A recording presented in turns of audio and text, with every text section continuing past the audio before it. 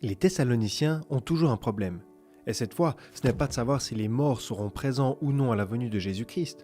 Paul l'avait déjà expliqué dans sa première épître en précisant que les fidèles, qu'ils soient morts ou vivants, iront à la rencontre du Seigneur lors de sa venue, et qu'alors seulement ils apparaîtront avec lui.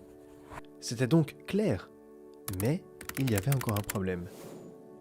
Les Thessaloniciens étaient de nouveau perturbés par des faux docteurs. Voilà la logique. Le jour du Seigneur est un jour de tribulation et de persécution. Vous êtes persécutés en ce moment même et vous subissez des tribulations. Le jour du Seigneur est donc déjà là. Ça semble plausible, non? Paul commence délibérément la lettre par son nom et la termine par sa signature, parce que de fausses lettres de sa part circulaient.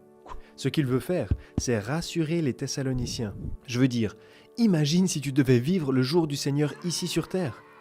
Quand tu lis l'Ancien Testament, ça fait froid dans le dos en lisant les avertissements continuels des prophètes sur ce jour-là.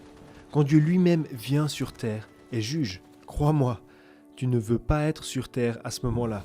Et c'est le grand espoir du christianisme, et c'était en fait l'espoir des Thessaloniciens. Dans la première lettre, l'apôtre pouvait encore dire « Vous avez la foi, l'amour et l'espérance ». Mais maintenant, l'espérance manque. Ils ont été si sauvagement persécutés qu'ils ne savaient plus s'ils seraient sauvés de ce jour terrible. L'apôtre leur explique la suite. Ce que vous vivez n'est pas le jour du Seigneur. Le jour du Seigneur sera comme ça. Donc, continuez à vivre dans la crainte du Seigneur. C'était vraiment la version courte, mais on va aller un peu plus en détail dans la lettre. Ils ont vécu quoi alors, si ce n'était pas le jour du Seigneur? C'est ce que doivent souffrir tous ceux qui veulent vivre pieusement, la persécution. L'apôtre leur montre que la persécution n'est pas un signe de rejet de Dieu, mais au contraire de son approbation.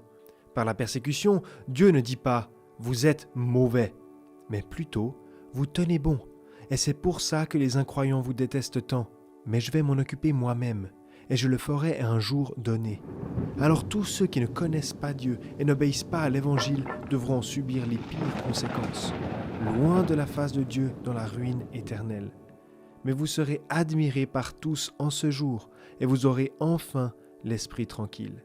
Donc, après avoir clarifié la manière dont les persécutions personnelles doivent être comprises, l'apôtre explique le jour du Seigneur de manière encore plus précise. Dans la première épître, il avait montré que les fidèles seront d'abord enlevés, puis que le Seigneur apparaîtra avec eux. Il ajoute maintenant un autre argument pour expliquer pourquoi le jour du Seigneur n'était pas encore arrivé.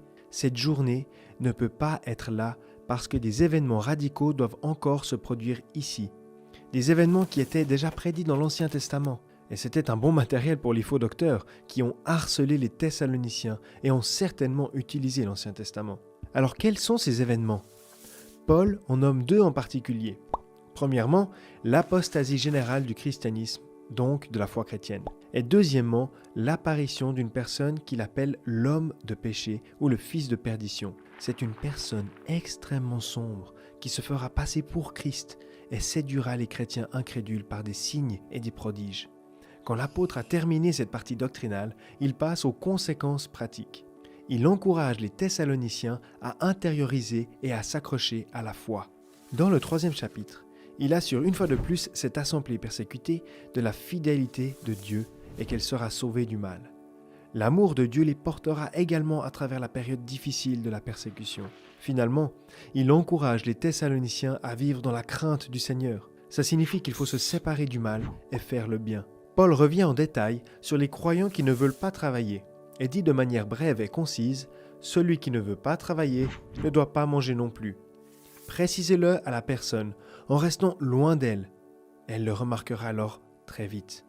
Mais n'en faites pas trop, car cette personne est et reste un frère. La salutation finale montre que Paul a également utilisé ses mains pour travailler sur cette lettre et leur souhaite la grâce du Seigneur.